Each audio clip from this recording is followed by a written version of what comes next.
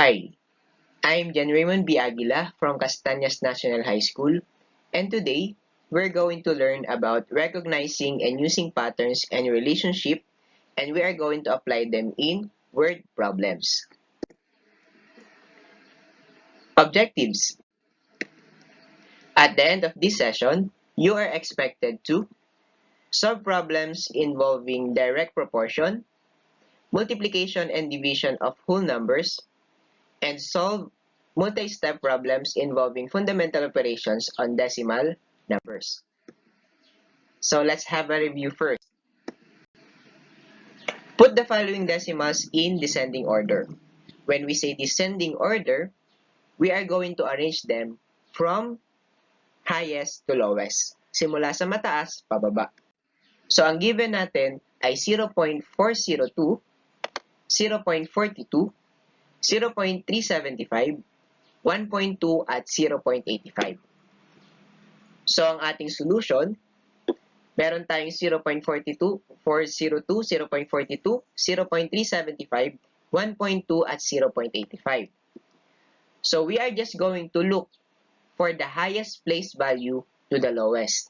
Titingnan lang natin yung pinakamataas na place value pababa at i-arrange natin from highest to lowest. So yung ating first place value is ones. So dito yung ones natin ay 0, 0, 0, 1, tapos 0. Since mas mataas yung 1 kaysa dun sa iba, ang ating highest na value ng ating decimal dito ay yung 1.2. Next, titingin naman tayo dun sa sunod na place value, which is the tens. So 4, 4, 3, and 8. So pinakamataas yung 8, kaya ang next natin is 0.85. And then, ang next naman is 0.4. Since dalawang 0.4 natin, titingin naman tayo dun sa susunod niya. So yung susunod ng 4 na place value is 10 and 2. So mas mataas yung 2 kaysa sa 0, kaya 0.42 muna bago yung 0.402. And then yung pinakamababa natin is 0.375. Okay? Next is we are going to arrange 2/5, 4/6, 3/5, and 1/3 in ascending order. So ano ba pag sinabi nating ascending order? When we say ascending order, we are going to arrange them from lowest to highest or mababa pataas. So para makuha natin yung pinakamababa pataas, we are going to find the LCM of the denominator and change them in similar fractions. So the denominators are 5, 6, 5, and 3. Therefore, our LCM is 30. So dito, ang LCM natin ay 30, gagawin na natin silang similar fractions. So una muna natin is 2/5.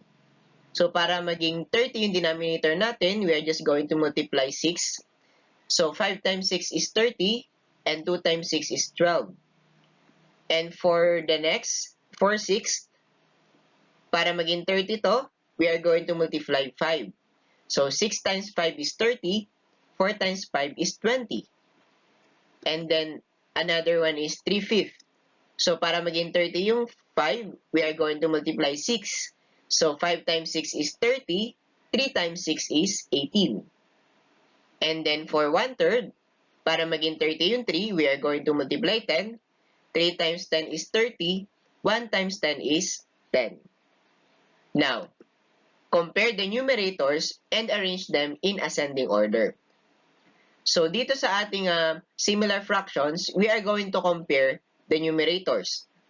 So we are going to arrange them in ascending order. So ang pinakamababa dito ay 10, sunod ay 12, sunod is 18, sunod is 20. So ito siya. And then, tingnan natin yung kanyang original na fractions, yung ating nakasimplified form. So, ang 10 over 30 is 1/3. Okay? Tapos yung 12 over 30 is 2/5. Yung 18 over 30 is 3/5. And 20 over 30 is 4/6. Next, which of the following is a prime number? So when we say prime number, the only factor is itself and 1. So for letter A, 6, the factor of 6 is 3 times 2 or 6 times 1. So it is not a prime number. For letter B, the factor of 9 is 3 times 3. So hindi rin siya prime number. For letter C, the factor of 10 is 5 times 2. Hindi rin siya prime number. But for letter D, we have 11. The factor of 11 is 11 times 1, which is a prime number. Now, let us answer this pretest. So, you can pause the video while answering each question. So, this is a multiple choice. You are going to write the letter of the correct answer in a sheet of paper. So, again, you can pause the video while answering the problem. For number 1, on average, a human hair grows about 1.25 centimeters per month. At this rate, how long would a strand of hair grow in 2 years? 3 pipes take 60 minutes to water the field. How much time it will take to water the field with 6 pipes? Number 3, a contractor hired 150 men to pave a road in 30 days. How many men would he hire to do the same work in 20 days? Mr. Ken had 32 markers in his classroom. He buys new boxes of markers that have 9 markers in each box. Now, he has 86 markers. How many new boxes did he buy? And for number 5, there are 30 students in the class. A small table seats 3 students. How many tables are needed? Did you do well in answering the test? Now check your answer in the pretest. Here are the answers. For number 1, B, number 2 is A, number 3 is C, number 4 is A, and number 5 is D. Now let's face it. Let's solve this problem. Your neighbor asks you to feed their pet dog 3 times a day during weekdays. In return, they will give you 20 pesos every time you feed the dog. How much will they give you for a week? So in solving our problem, the first thing that we should do is to understand the problem. But in your elementary days, meron kayong mga steps kung paano isolve itong mga word problems. So to solve this problem, we have to answer the following questions. What is asked? What are the given? What are the operations to be used? What is the number sentence? And what is the final answer? So for number 1, ano ba yung ating dapat sagutan na question? For number 2, ano yung mga given na kailangan na pwede nating gamitin in solving the problem? For number 3, ano yung mga operation na gagamitin natin or operation na gagamitin natin sa pag-solve ng problem? For number 4, what is the number sentence? Dito na papasok yung ating solutions. And for number 5, what is our final answer? What is asked? So what is asked is how many will your neighbor give you for a week? What are the given? So you are going to feed the dog 3 times a day, and there are 5 days during weekdays. And bibigyan kanila or they are going to give you 20 pesos every time na pakakainin mo siya or pakakainin mo yung asong alaga ng iyong kapitbahay. Number 3, what is the operation to be used? So the operation will be multiplication. What is the number sentence? So that is 3 times 5 times 20 is equal to n. So yung 3 is you are going to pet the dog or feed the dog 3 times a day. 5 is there are 5 days during weekdays. And 20 pesos every time you are going to feed the dog.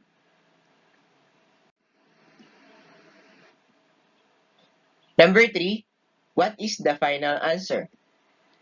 So the solution will be 3 times 5 times 20, and that is equal to 300. So your neighbor will give you 300 pesos for a week. Now to solve multi-step, routine, and non-routine problems, follow these simple steps. Number 1, understand the problem. So, kailangan naiintindihan natin muna yung problem bago natin siya i-solve. Number 2 is devise a plan. So, paplanuhin natin dito na kasama yung ilalagay natin kung ano yung mga given or kung ano yung operation na gagamitin natin and yung number sentence. Number 3 is carry out the plan. So, dito na yung pagsosolve or ilalagay na natin yung solution in solving the problem. And for number 4 is look back, check, and interpret. So, dito, we can also check our answer if it is correct base dun sa ating problem. Now, there are problems involving proportion where two quantities in a proportion are directly related. A proportion is direct if an increase in one quantity produces the same rate of increase on the other quantity and vice versa. So, pag sinabi nating direct proportion, yung pagtaas ng quantity ng isa ay ganun din. Tumataas din yung quantity ng isa. Kung bumababa naman yung quantity ng isa, bumababa din yung quantity ng isa. So, let's have some examples. Example number 1, 3 bananas cost 5 pesos. How many bananas can be bought with 20 pesos? So, first is we should understand the problem. So, meron tayong tatlong saging na nagkakahalaga ng 5 pesos. Ilan daw yung mabibili natin na saging kung meron tayong 20 pesos? So, for our solution, dito sa ating table, ang number of bananas ay 3 and nagkakahalaga yung tatlong saging ng 5 pesos. Now, n yung nilagay natin dito kasi hinahanap natin kung ilan yung saging na mabibili natin kung meron tayong 20 pesos. So, the proportion is 3:5 is equal to n is to 20. Or, we can write them into fractional form. We have 3/5 equals n over 20. Now, to solve this, we are going to cross multiply. So, when we multiply 5 times n, that is 5n equals 3 times 20. So, 3 times 20 is equal to 60. And to eliminate 5, we are going to divide both sides by 5. So, 5n divided by 5 is n na ang natitira equals 60 divided by 5, that is equal to 12. So, there are 12 bananas when you bought it with 20 pesos. Now, we are going to check our answer. So, dito sa ating direct proportion, meron tayong parts. So, yung dalawang number na nasa dulo, yung 3 at 20, tinatawag natin sila na extremes, and yung number sa gitna are means. So, it is a direct proportion if the product of the extremes and the products of the mean are equal to each other. So, when we multiply 3 times 20, that is 60, and 5 times 12 is equal to 60. Therefore, our answer is correct. So, we can buy 12 bananas if we have 20 pesos. Next, example number 2. If 12 ball pens are bought for 75 pesos, how much will you pay for 24 ball pens at the same rate? So, kung meron kang 12 na ball pen na mabibili for 75 pesos, Magkano yung babayaran mo if meron kang 24 ball pens? So for our solution, our proportion is 12:75 equals 24:n. So hinahanap natin kung magkano yung ating babayaran if 24 ball pen yung bibili natin. So that is also equal to 12/75 equals 24/n. When you cross multiply, 12 times n is 12n, and 24 times 75. So 24 times 75 is 1,800. So para ma-eliminate yung 12, divide this by 12, divide this by 12, and that is equal to, n is equal to 1,800 divided by 12 is 150 pesos. Example number 3. Lorna earns 10,000 pesos a month. How much does she earn in 2 years? So si Lorna ay kumikita ng 10,000 sa isang buwan. Magkano yung kanyang kinita sa 2 taon? So dito, our given ay ang kinikita niya per month is 10,000. And sa 2 years, meron tayong 24 months. Kasi sa isang taon, meron tayong 12 months. 12 times 2 is 24. So for our solution, we are just going to multiply 10,000 times 24. So 10,000 times 24 is 240,000 pesos. Example number 4. Whitney bought 10 boxes of ice cream and 4 boxes of yogurt. Each box of ice cream cost 20 pesos and each box of yogurt cost 5 pesos. How much more did Whitney spend on ice cream than yogurt? So si Whitney, bumili siya ng 10 kahon ng ice cream and 4 na kahon ng yogurt. Yung bawat box ng ice cream ay nagkakahalaga ng 20 pesos at bawat box ng yogurt ay nagkakahalaga ng 5 pesos. Magkano yung kanyang in-spend sa ice cream more than sa yogurt? So, ang given natin ay meron siyang binili na 10 boxes na ice cream and 4 boxes of yogurt. 20 pesos ang bawat box ng ice cream and 5 pesos ang bawat box ng yogurt. So for the solution, we are just going to multiply 10 times 20. So 10 times 20 is 200 total amount of ice cream and 4 times 5 is 20 total amount of yogurt. So magkano yung spend ni Whitney ng ice cream more than sa yogurt? So we are just going to subtract them. 200 minus 20, that is 180 pesos spending.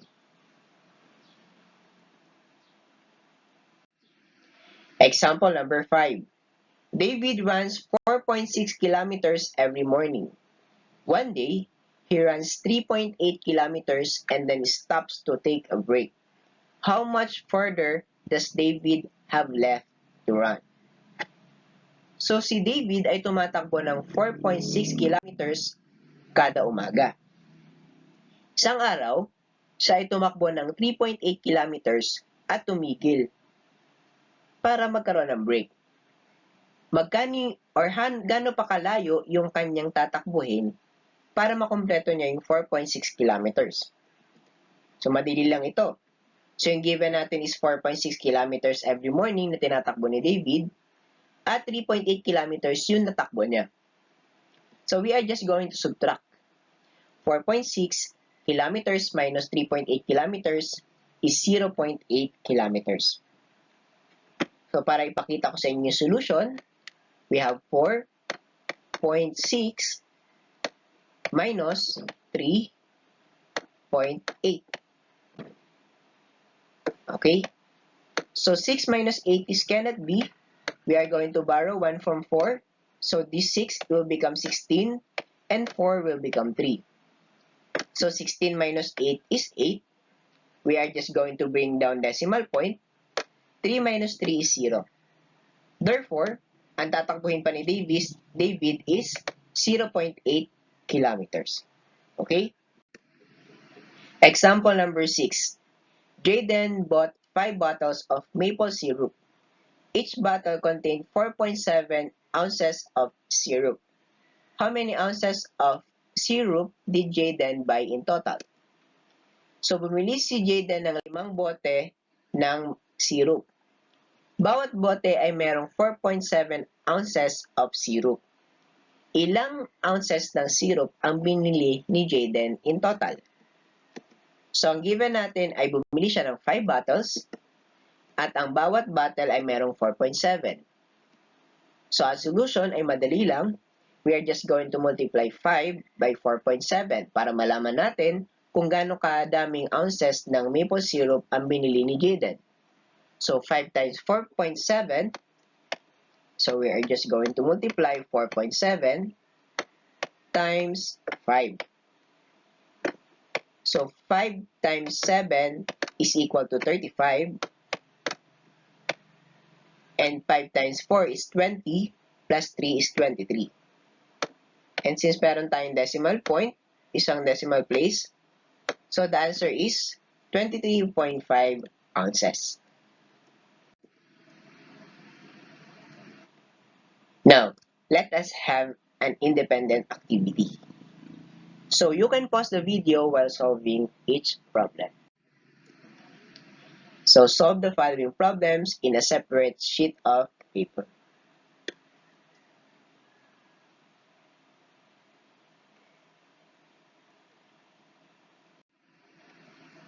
Alright, to deepen your understanding of the lesson, here are some activities to do.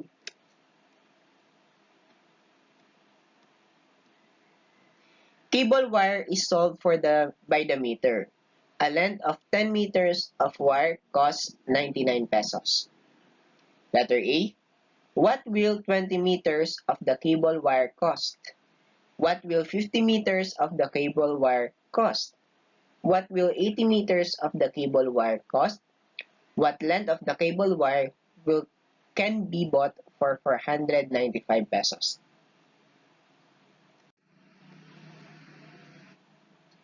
Now, supply the missing terms or definition. So, a while ago, binanggit natin yung steps in solving problems, and that is according to George Polya. First is blank the problem. 2 is blank a plan. 3 is blank the plan. And number 4, blank back. Alright, let us answer. Number 1 is understand the problem. Number 2 is devise a plan. Number 3 is execute. And number 4 is to look back. Great. Okay. Now for your assessment, you can pause the video while solving each problem. Now answer the following problems on your answer sheet. Now it's time to reflect.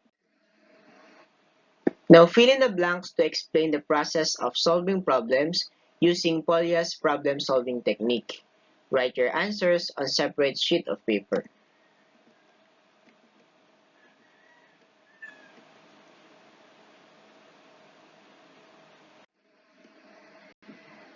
Thank you for watching.